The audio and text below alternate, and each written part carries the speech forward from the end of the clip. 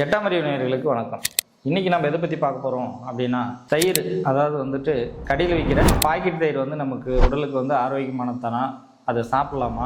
வீட்டில் இருக்கிற தயிர் வந்துட்டு சீக்கிரம் புளிச்சு போயிடுது, கடையில் இருக்கிற தயிர் வந்து சீக்கிரம் புளிக்கிறது இல்லை, அதனால் வந்துட்டு இதை நம்ம சாப்பிட்லாமா வேண்டாமா அப்படின்னு ஒரு டவுட் இருக்கும். இதில் என்ன உண்மை இருக்குது? இந்த பாக்கெட் தயிர், அதாவது கடையில் வாங்குற தயிர் வந்து ஆரோக்கியமானதானா அப்படின்றத பற்றி இன்றைக்கி தெளிவாக நம்ம பார்க்க போகிறோம். முதல்ல வந்து நம்ம வீட்டில் வந்து தயிர் போடுறோம் அப்படின்னா, நைட்டில் வந்து பாலை வந்துட்டு நம்ம எடுத்து வச்சிட்டோம்னா காலையில் தயிர் ஆகிடும். அந்த தயிர் வந்துட்டு மதியம் வரைக்கும் புளிக்காமல் இருக்கும்.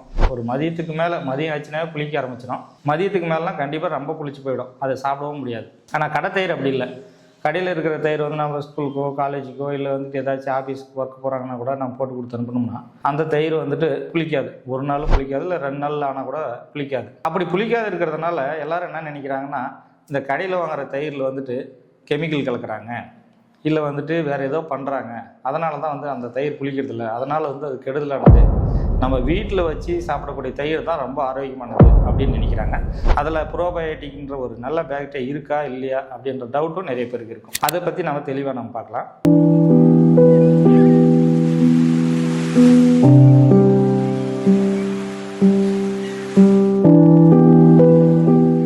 தயிர் வந்து எப்படி நம்ம செய்கிறோம் அப்படின்றத பார்க்கலாம். தயிர் வந்துட்டு எப்படி நம்ம இது பண்ணுறோம் அப்படின்னா, முந்தா நாள், அதாவது வந்து பழைய தயிரோ இல்லை லெமனோ அந்த மாதிரி நம்ம வீட்டில் போட்டு நம்ம செய்வோம்.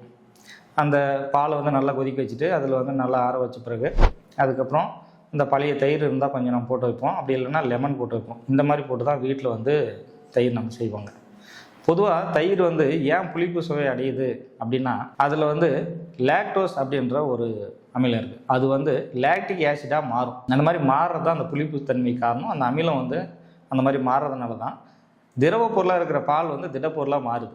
அதில் லாக்டோபேசிலை அப்படின்ற ஒரு பாக்டீரியா, அதாவது நம்ம உடலுக்கு நன்மை பயக்கக்கூடிய ஒரு பாக்டீரியா வந்து வளரும். இதுதான் இந்த தயிரை வந்து உருவாகிறதுக்கு காரணம். வீட்டில் அந்த மாதிரி செய்யக்கூடிய தயிர் வந்து புளிப்பு சுவை வந்துட்டு ரொம்ப அதிகமாக அதுக்கு தான் புளிச்சு போயிடுது. ஏன்னா லாக்டோபேசிலை பாக்டீரியா மட்டும் வளர்றதா இருந்தால் அதிக புளிப்பு தன்மை வந்துட்டு வராது.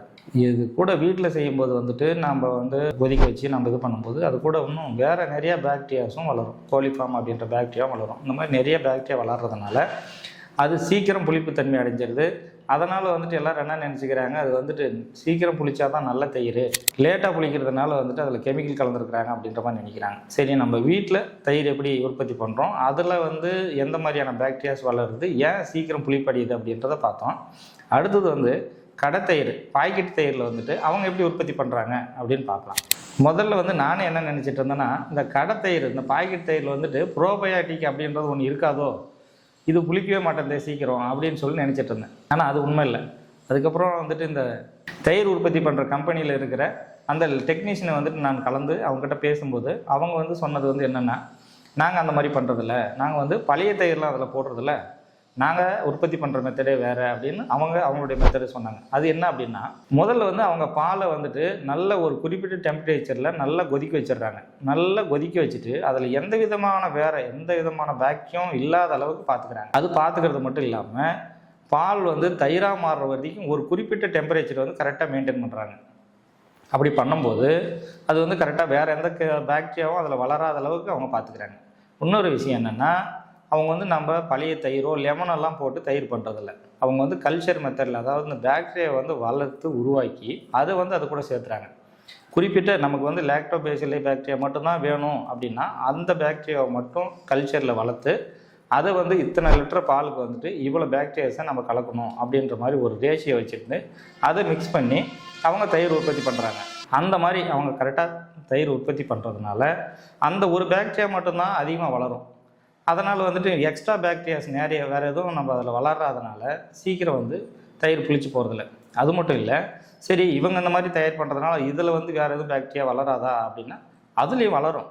அப்போ மீசோபிலிக்கு, தெர்மோபிலிக் அப்படின்னு சொல்கிற வேறு பாக்டீரியாவும் அதில் வளரும். ஆனால் அது வந்து ஒரு நார்மல் நம்ம ரூம் டெம்பரேச்சரில் அது வளராது. அது அதிகப்படியான டெம்பரேச்சர் அதிகமாக போனால் மட்டும்தான் வந்து அந்த பாக்டீரியா வளரும். அதனால் நம்ம அந்த தயிரை வாங்கிட்டு வந்து வைக்கிறோம், ஃப்ரிட்ஜில் வச்சுட்டுருக்கிறோம், இல்லை நம்ம நார்மல் ரூம் டெம்பரேச்சரில் வச்சுட்டுருக்கோன்னா கூட அது சீக்கிரம் கெடுறதில்ல, அப்புறம் சீக்கிரம் புளிச்சும் போகிறதில்ல. அந்த டெம்பரேச்சரை கூட அதிகப்படியான டெம்பரேச்சரில் போனால் மட்டும்தான் அந்த தயிர் கெட்டு போகுது. அதனால் வந்து நமக்கு கடை தயிரும் வீட்டு தயிருக்கும் ரொம்ப பெரிய டிஃப்ரெண்ட்லாம் ஒன்றும் இல்லை. கடை தயிரில் வந்து என்ன இருக்குன்னா, குறிப்பிட்ட அந்த லாக்டோபேசிலை பாக்டீரியா மட்டும்தான் வளர்த்து இது பண்ணி தராங்க. ஆனால் வீட்டில் வந்துட்டு வேறு நிறைய பாக்டீரியாஸும் அது கூட சேர்ந்து வளர்கிறதுனால அது சீக்கிரம் புளிச்சு போயிடுது. அதனால் வந்து பெரிய மாறுதல்லாம் ஒன்றும் இல்லை. அப்புறம் நம்ம கடையில் வாங்குற தயிரில் வந்து மெயினாக நம்ம பார்த்து வாங்கக்கூடியது என்னென்னா, கண்டைன் லைவ் கல்ச்சர் அப்படின்னு சொல்லிவிட்டு அதில் அந்த பாக்கெட்டில் போட்டிருக்கோம். அது மட்டும் நம்ம செக் பண்ணி பார்த்து நம்ம தயிர் பாக்கெட் வாங்கிக்கிறோம். அந்த தயிர் பாக்கெட்டில் தான் வந்துட்டு மெயினாக வந்துட்டு நம்ம நேச்சராக இருக்கக்கூடிய அந்த லாக்டோபேசிலை கல்ச்சர் போட்ட அந்த பாக்டீரியா அதில் இருக்கும் அப்படின்னு சொல்லிட்டு நம்ம தைரியமாக வாங்கி சாப்பிட்லாம். இந்த மாதிரி கடை தயிர் வந்து நம்ம வாங்கி சாப்பிட்றதுனால எந்த விதமான பாதிப்பும் நமக்கு வராது.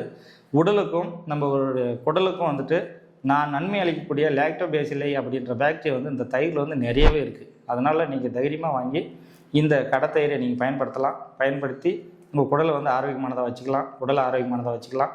அதனால் வீட்டு தயிருக்கும் கடை தயிருக்கும் ரொம்ப பெரிய மாறுதல்லாம் ஒன்றும் இல்லை. நீங்கள் தாராளமாக நம்ம கடை தயிர் வாங்கி பாக்கெட் தயிர் வாங்கி நீங்கள் பயன்படுத்தலாம். நன்றி. வேறொரு நல்ல பதிவில் உங்கள்கிட்ட சந்திக்கிறேன். உங்களிடமிருந்து விடைபெறுவது டாக்டர் வடிவேல். நன்றி.